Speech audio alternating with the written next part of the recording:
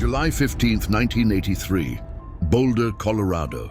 Summer was supposed to be the beginning of Amanda Walsh's new life. Instead, it became the beginning of a 40-year mystery. In the summer of 1983, a young woman walked out of her apartment in Boulder, Colorado, and vanished without a trace. For 40 years, her family searched for answers. Police chased dead ends. The case grew cold. But sometimes, justice has a long memory. The morning of July 15th, 1983, started like any other summer day in Boulder. The Rocky Mountains cast their familiar shadows over the college town, where students and locals alike enjoyed the warm weather and endless outdoor activities that made Colorado a paradise for young people seeking adventure. 23-year-old Amanda Walsh had every reason to be optimistic about her future. A recent graduate from the University of Colorado with a degree in environmental science, she had just landed her dream job with the Colorado Department of Natural Resources. Friends described her as vibrant, intelligent, and fiercely independent. The kind of person who could light up a room with her infectious laugh and boundless energy. Amanda lived alone in a modest one-bedroom apartment on Pine Street, just a few blocks from downtown Boulder. The red brick building, built in the 1960s, housed mostly young professionals and graduate students. It was the kind of place where neighbors knew each other by name, where people felt safe leaving their doors unlocked. That sense of security would be shattered forever on a warm Tuesday evening in July. Amanda had spent the day at her new office, learning the ropes of environmental impact assessments and getting acquainted with her colleagues. According to her supervisor, she seemed excited about an upcoming field research project in the Colorado wilderness. She left work at exactly 5:30 p.m., the same time she had left every day since starting the job 2 weeks earlier. Security cameras at a nearby gas station captured Amanda stopping to fill up her blue Honda Civic at 6:15 p.m. The grainy footage shows her paying cash inside the station, exchanging pleasantries with the clerk, and driving away toward her apartment. It would be the last confirmed sighting of Amanda Walsh alive. Her upstairs neighbor, Mrs. Eleanor Hoffman, heard Amanda's car pull into the parking lot around 6:45 p.m. Mrs. Hoffman was watering plants on her balcony and noticed Amanda carrying what appeared to be groceries and a small bouquet of wildflowers. Amanda waved and called out that she was cooking dinner for someone special that evening. But who was this special someone? And why did Amanda never make it to her own dinner party? When Amanda failed to show up for work the next morning, her supervisor initially assumed she was sick. Amanda was known for her punctuality and professional demeanor, but everyone gets sick sometimes. However, when she didn't call in and didn't answer her phone, concern began to grow. By noon, Amanda's best friend and former college roommate, Lisa Chen, received a worried call from Amanda's office. Lisa had spoken to Amanda just 2 days earlier, and everything seemed normal. Amanda had mentioned being excited about a date, though she had been characteristically secretive about the details. Lisa drove immediately to Amanda's apartment. She found Amanda's car in its assigned parking space, keys still in the ignition. The driver's side door was slightly ajar, and Amanda's purse lay on the passenger seat, wallet and credit cards untouched. The apartment building's front door was unlocked, as it usually was during daylight hours. Lisa climbed the stairs to Amanda's second-floor apartment and knocked repeatedly. No answer. The door was locked, but Lisa knew where Amanda kept her spare key, under a decorative rock near the building's entrance. What Lisa found inside would haunt her for the rest of her life. The apartment showed clear signs of a struggle. A lamp was overturned in the living room. Groceries were scattered across the kitchen floor. Tomatoes, lettuce, and a package of pasta that Amanda had apparently been planning to cook for her mysterious dinner guest. The wildflowers Mrs. Hoffman had seen Amanda carrying lay wilted on the kitchen counter, still wrapped in brown paper. Most disturbing of all, there was blood, Not a massive amount, but enough to indicate that something violent had occurred. Drops led from the living room toward the front door, then stopped abruptly at the threshold. Lisa immediately called 911. Within minutes, Boulder Police Department officers arrived at the scene, followed shortly by detectives who would spend the next 4 decades trying to solve what happened to Amanda Walsh. The investigation began immediately, but from the very first day, it would be plagued by missteps, missed opportunities, and a killer who seemed to have vanished as completely as his victim. This is the story of how a 40-year-old cold case was finally solved, and how advances in technology and the determination of a new generation of investigators brought justice to a family that had never stopped hoping for answers. The clock was ticking, evidence was disappearing, and somewhere in Boulder, a killer walked free, believing he had committed the perfect crime. He was wrong. Boulder, Colorado in 1983 was a city caught between two worlds. The sleepy college town that had existed for decades was rapidly transforming into a hub for outdoor enthusiasts, tech entrepreneurs, and young professionals drawn by the promise of mountain living and career opportunities. The University of Colorado dominated the eastern part of the city, while the foothills of the Rocky Mountains provided a stunning backdrop that made Boulder feel like paradise on Earth. The early 1980s brought unprecedented growth to the area. New businesses were opening monthly along Pearl Street, the downtown corridor that served as the heart of Boulder's social and commercial life. Coffee shops, bookstores, and outdoor gear retailers catered to a population that valued both intellectual pursuits and adventure sports. It was common to see professors discussing philosophy over lunch at the same tables where rock climbers planned their next assault on the nearby Flatirons. This was the Boulder that Amanda Walsh called home, and it suited her perfectly. Born and raised in Denver, she had fallen in love with Boulder during her freshman year at the University of Colorado. Unlike many students who viewed college as a temporary stop, Amanda saw Boulder as her permanent home. She loved the way the morning light hit the red sandstone formations, the smell of pine trees after a summer rain, and the sense that anything was possible in this mountain town. Amanda's childhood in Denver had been comfortable but unremarkable. Her father, Robert Walsh, worked as an accountant for a mid-sized firm, while her mother, Patricia, taught elementary school.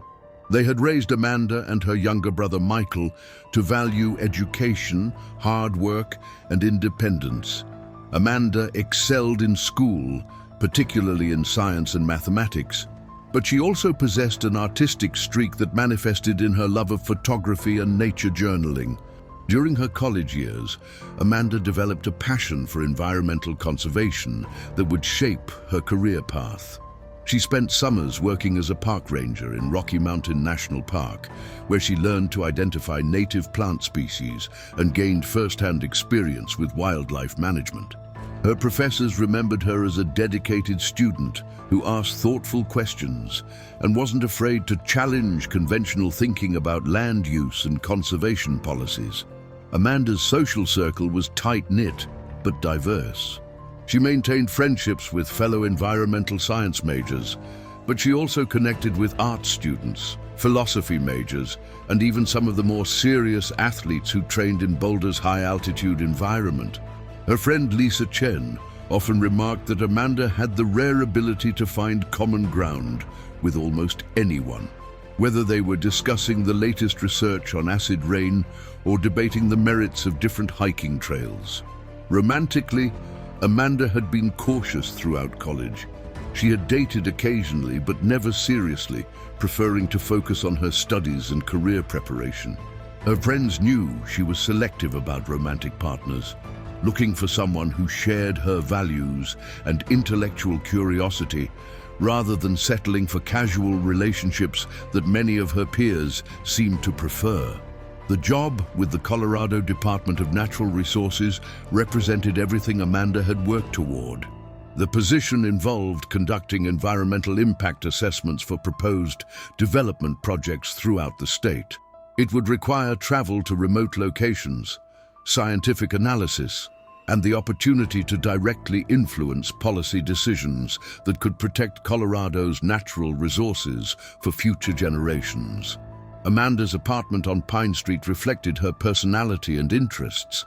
The walls were decorated with her own nature photographs, sweeping landscapes of the Colorado wilderness, close-up shots of wildflowers, and candid images of wildlife she had encountered during her park ranger work. Bookshelves lined one wall, filled with field guides, scientific journals, and a collection of nature writing by authors like John Muir and Aldo Leopold. She had furnished the space simply but thoughtfully, choosing pieces that were both functional and aesthetically pleasing. A small desk by the window served as her workspace, where she would often sit in the evenings, updating her nature journal or writing letters to friends and family. The kitchen was well equipped for someone who enjoyed cooking, though Amanda's culinary skills were still developing. Amanda's daily routine in the weeks leading up to her disappearance had been remarkably consistent. She would wake early, often before sunrise, and spend a few minutes on her small balcony with coffee, watching the mountains emerge from the morning shadows. After work, she frequently went for runs along Boulder Creek or hiked the easier trails in the foothills, always carrying her camera in case she spotted something worth photographing. This was the life Amanda Walsh had built for herself in Boulder. Purposeful, independent, and full of promise. It was a life that should have continued for decades, filled with meaningful work, lasting relationships, and the endless adventures that Colorado's wilderness offered to those brave enough to explore it. Instead, it ended on a summer evening in 1983, when someone with darker intentions crossed paths with a young woman who had every reason to trust in the safety of her chosen home. The events of July 15th, 1983 began to unfold with deadly precision the moment Amanda Walsh turned her key in the apartment building's front door. What happened next would remain a mystery for 4 decades, pieced together only through forensic evidence, witness statements, and the painstaking work of investigators who refused to let the case die. Amanda had returned home from the gas station at approximately 6:45 p.m., carrying groceries for the dinner she planned to prepare. The wildflowers she had purchased suggested this was more than a casual meal. Someone important was expected. Her upstairs neighbor had heard Amanda's footsteps on the stairs, the familiar sound of her apartment door opening and closing, and then the normal sounds of someone moving around their home. What Mrs. Hoffman didn't hear was any indication of distress. No raised voices, no sounds of struggle, no calls for help.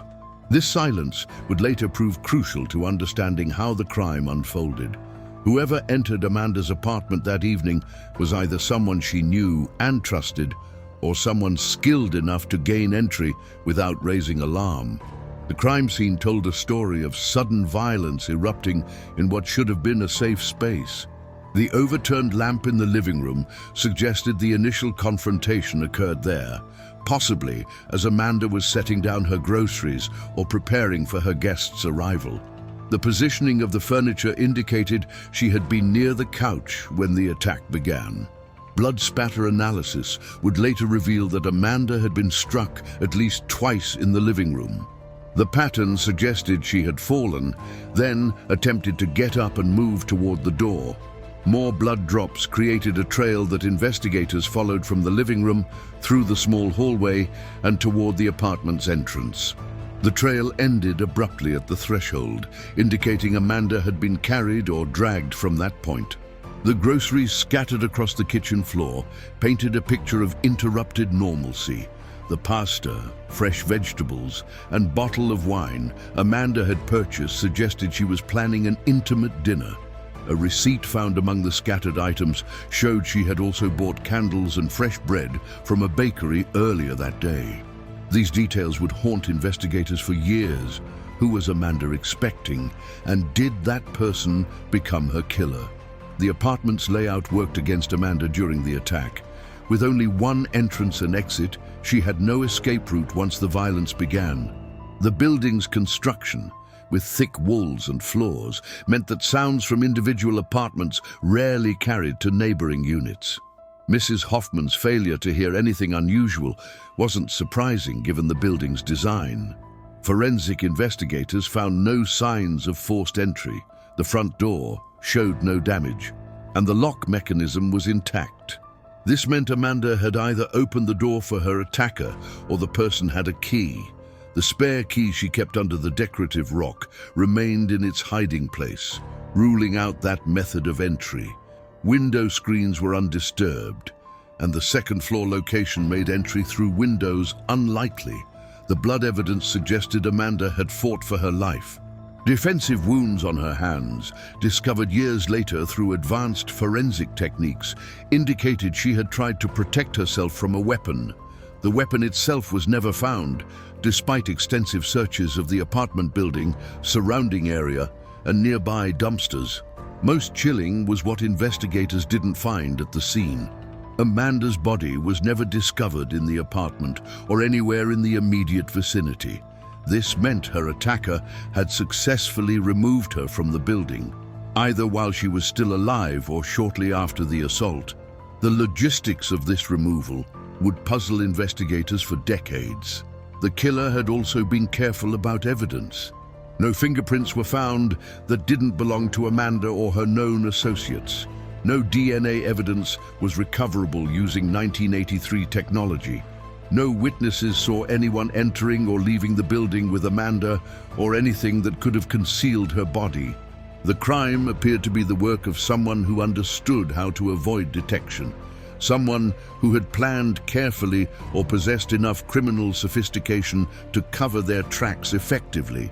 This realization would shape the investigation's direction for years to come, as detectives grappled with the possibility that Amanda's killer was far more dangerous than a crime of passion might suggest. The Boulder Police Department's initial response to Amanda Walsh's disappearance was swift but flawed. Detective Raymond Martinez, a 20-year veteran of the Force E, took charge of the case within hours of Lisa Chen's 911 call. Martinez had handled dozens of missing person cases throughout his career, but most involved runaway teenagers or domestic disputes that resolved themselves within days. He approached Amanda's case with the same assumptions that had served him well in the past. The first critical error occurred within the first 48 hours. Despite the obvious signs of violence in Amanda's apartment, Martinez initially classified the case as a missing person rather than a suspected homicide. This decision delayed the involvement of specialized forensic teams and allowed crucial evidence to deteriorate. The apartment wasn't properly sealed as a crime scene until 3 days after Amanda's disappearance, by which time the landlord had already allowed maintenance workers to clean up some of the scattered groceries. Martinez's investigation focused heavily on Amanda's personal relationships, following standard protocol for missing person cases involving young women. He interviewed Amanda's family, friends, and co-workers, searching for signs of romantic troubles, financial problems, or other personal issues that might explain her disappearance. This approach, while thorough, consumed valuable time and resources that could have been directed toward processing physical evidence. The detective's first major suspect was David Brennan, a graduate student Amanda had dated briefly during her senior year at the University of Colorado. Brennan had called Amanda twice in the weeks before her disappearance, leading Martinez to believe there might be unresolved romantic tension. Brennan was brought in for questioning multiple times and subjected to intense scrutiny that ultimately revealed nothing more than an awkward attempt to rekindle a relationship that Amanda had clearly ended. While Martinez pursued Brennan, other potential leads went unexplored. Several witnesses reported seeing an unfamiliar man in the apartment building's parking lot on the evening of Amanda's disappearance. But these reports weren't taken seriously until weeks later.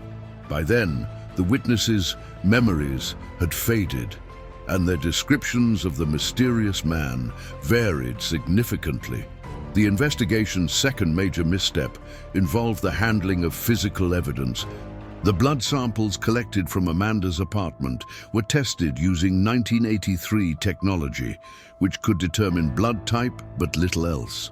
The samples were stored improperly, leading to degradation that would complicate future DNA analysis. Additionally, several items from the crime scene were contaminated when investigators failed to follow proper chain of custody procedures. Martinez also made the crucial error of not expanding the investigation beyond Boulder's city limits. He assumed Amanda's disappearance was a local crime, possibly committed by someone within her immediate social circle. This narrow focus prevented investigators from considering the possibility that Amanda's killer might be a transient criminal or someone from outside the Boulder area entirely. The case took another wrong turn when Martinez became convinced that Amanda might have staged her own disappearance. This theory emerged after investigators discovered Amanda had withdrawn $200 from her bank account the day before she vanished. Martinez theorized that Amanda might have been planning to start a new life elsewhere, despite the obvious evidence of violence in her apartment. This misguided theory consumed weeks of investigation time and damaged relationships with Amanda's family, who felt the police weren't taking their daughter's disappearance seriously. Perhaps most damaging was Martinez's failure to coordinate with other law enforcement agencies. In 1983, information sharing between police departments was limited, and Martinez didn't check with neighboring jurisdictions to see if similar crimes had occurred. This oversight would prove costly years later when investigators discovered that Amanda's case shared similarities with unsolved disappearances in other Colorado cities. By the end of 1983, the investigation had stalled completely. Martinez had exhausted his list of suspects, followed every lead he considered credible, and found no trace of Amanda Walsh or her killer. By the winter of 1984, Amanda Walsh's case had officially become what law enforcement dreaded most: a cold case. Detective Martinez had been reassigned to other investigations, and Amanda's file was relegated to a storage room in the Boulder Police Department basement, joining hundreds of other unsolved cases that haunted the department's history. The impact on Amanda's family was devastating and enduring. Robert and Patricia Walsh transformed from ordinary middle-class parents into reluctant advocates for missing persons, spending their life savings on private investigators and traveling across the country to follow leads that inevitably led nowhere. Patricia quit her teaching job to dedicate herself full-time to searching for her daughter, while Robert worked extra hours to fund their desperate quest for answers. Michael Walsh, Amanda's younger brother, struggled to cope with the loss while watching his parents consume themselves with grief and false hope.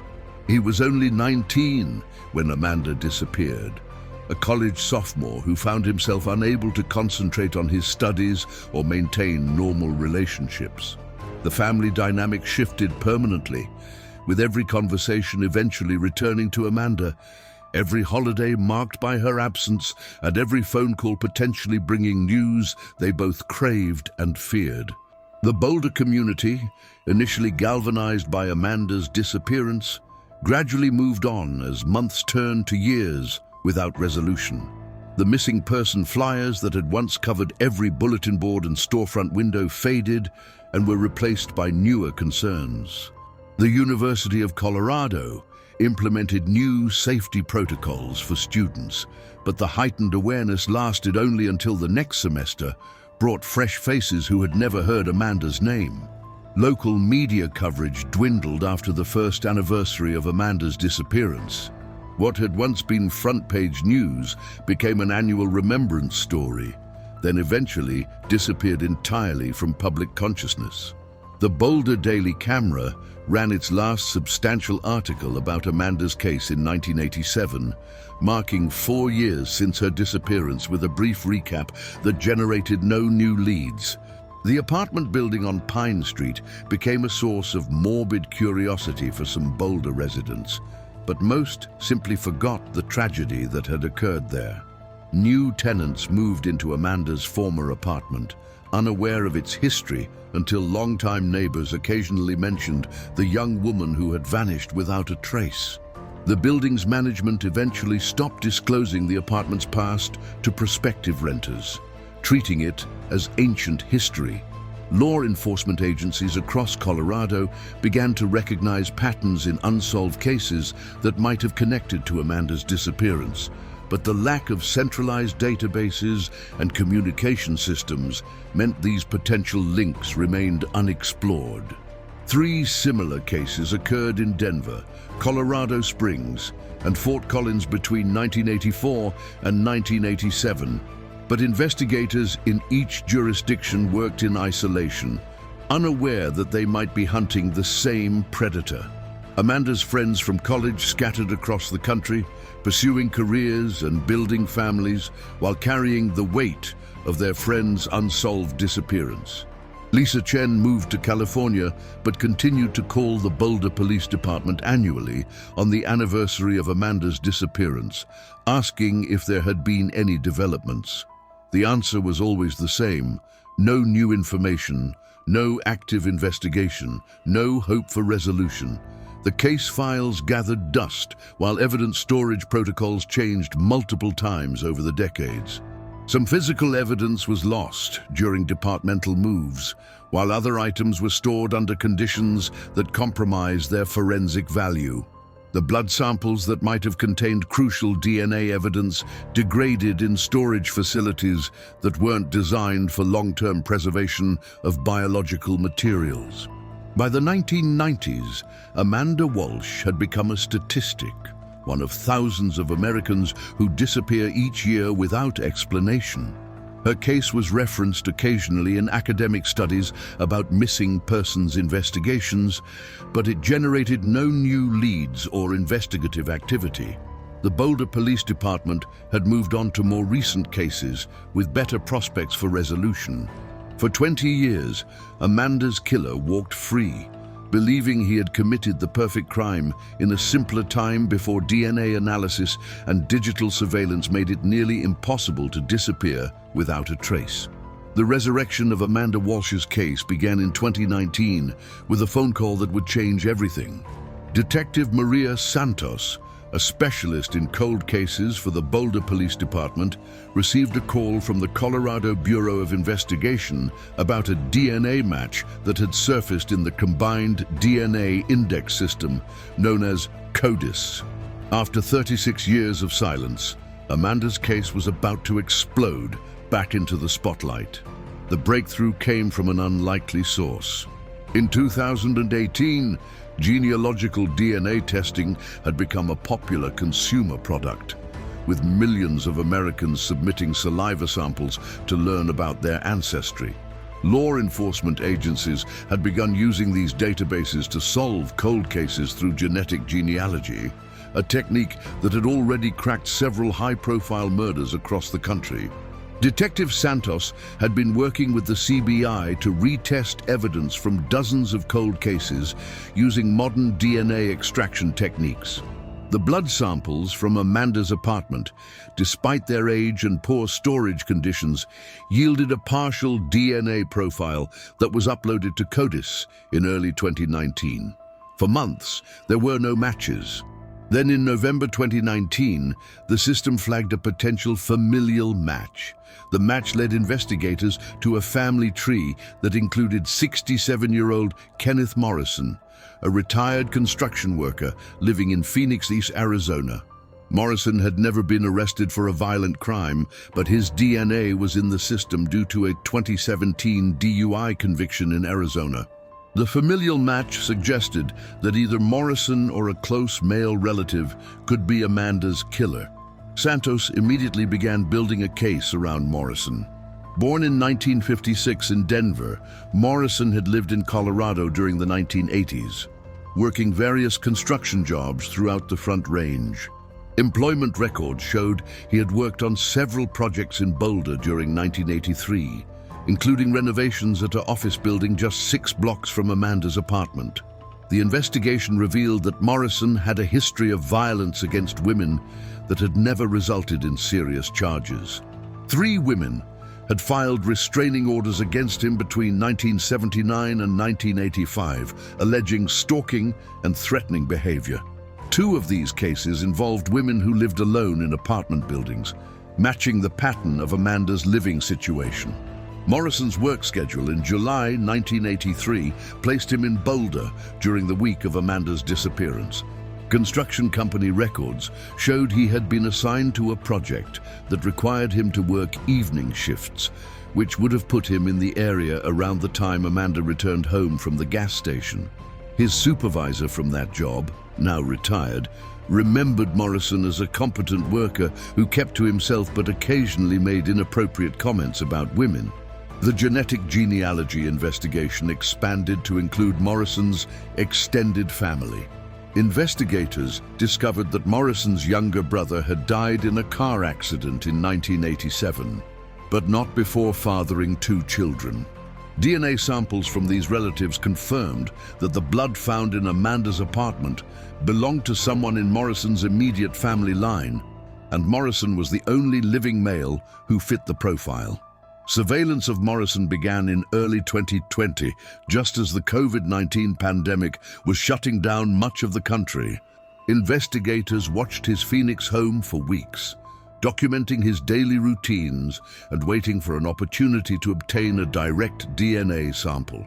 The break came when Morrison threw away a coffee cup after visiting a fast food restaurant. The cup was retrieved and tested, providing a perfect match to the DNA found at Amanda's crime scene. Armed with this evidence, Boulder police worked with Phoenix authorities to arrest Morrison on March 15, 2023. The arrest came exactly 40 years and 8 months after Amanda's disappearance, making it one of the oldest cold cases ever solved in Colorado history. Morrison's arrest sent shockwaves through both the Boulder and Phoenix communities. Neighbors in Phoenix described him as a quiet man who kept his yard immaculate and rarely socialized with others. They were stunned to learn that the elderly man they occasionally saw walking his dog was suspected of a brutal crime committed 4 decades earlier. The investigation also revealed that Morrison had likely committed other crimes during his years in Colorado. Detectives began reviewing unsolved cases from the 1980s, looking for similar patterns of violence against young women living alone. 3 cases showed promising similarities, suggesting that Amanda Walsh might not have been Morrison's only victim. The arrest represented a triumph of modern forensic science over time and the killer's belief that he had escaped justice. After 40 years of freedom, Kenneth Morrison would finally face the consequences of his actions on that summer evening in 1983, when he destroyed a young woman's life and shattered a family forever. The news of Kenneth Morrison's arrest spread through Boulder like wildfire on March 16, 2023. Local television stations interrupted regular programming to announce the breakthrough in a case that many longtime residents remembered vividly. The Boulder Daily Camera's website crashed within hours as thousands of people sought details about the arrest that had been 40 years in the making. For Patricia and Robert Walsh, now in their 80s, the phone call from Detective Santos brought a mixture of relief and overwhelming emotion that they had never expected to experience. Patricia had never stopped believing this day would come, despite decades of disappointment and false leads. Robert, who had grown more pessimistic over the years, found himself crying for the first time since Amanda's funeral service, which they had held without a body in 1985. Michael Walsh, now a successful engineer and father of 3, received the news while at work in Denver. He immediately drove to his parents' home in the suburbs, where the 3 surviving family members held each other and wept for the daughter and sister they had lost so long ago. Michael's children, who had grown up hearing stories about their Aunt Amanda, finally understood why their father sometimes grew quiet during family gatherings. The arrest made national headlines, with major news networks featuring the story as an example of how modern DNA technology was solving decades-old crimes. The case was highlighted on several true crime podcasts and television shows, bringing Amanda's story to a new generation of viewers who had never heard her name. Boulder Police Chief David Thompson held a press conference the day after Morrison's arrest, flanked by Detective Santos and representatives from the Colorado Bureau of Investigation. Thompson acknowledged the mistakes made in the original investigation while praising the persistence of cold case investigators who had never given up on finding Amanda's killer. He announced that the department was reviewing other unsolved cases from the 1980s to determine if Morrison might be connected to additional crimes. Morrison's arraignment in Boulder County Court drew a packed courtroom filled with Amanda's family, friends, and community members who had followed the case for decades. Morrison, now gray-haired and walking with a cane, showed no emotion as charges of first-degree murder and kidnapping were read against him. His court-appointed attorney entered a plea of not guilty, setting the stage for a trial that would finally provide answers to questions that had haunted Boulder for 4 decades. The legal proceedings revealed disturbing details about Morrison's life that had never been uncovered during the original investigation. Prosecutors presented evidence that Morrison had been stalking women in Boulder during the summer of 1983, using his construction work as cover to identify potential victims who lived alone. Amanda had likely been targeted because of her predictable schedule and isolated apartment location.